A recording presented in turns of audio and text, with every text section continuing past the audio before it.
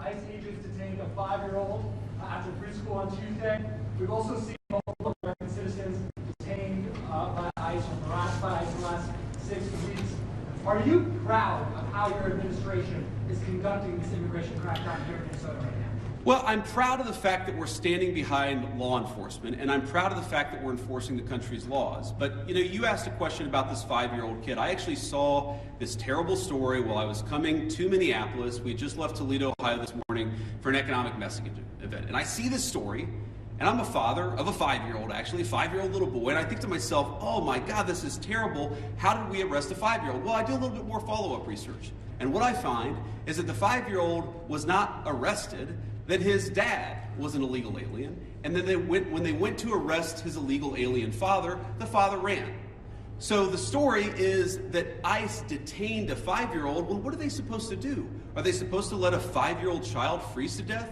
Are they not supposed to arrest an illegal alien in the United States of America? If the argument is that you can't arrest people who have violated our laws because they have children, then every single parent is going to be completely given immunity from ever being the subject of law enforcement. That doesn't make any sense. No one thinks that makes any sense.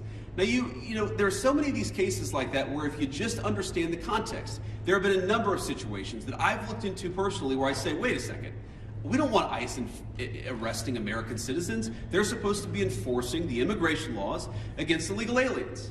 So then I look into it and I find out that the American citizen who was arrested took a swing at an ICE officer. You can't have that happen. And of course they have to defend themselves. And of course they have the right to detain somebody who assaults a law enforcement officer.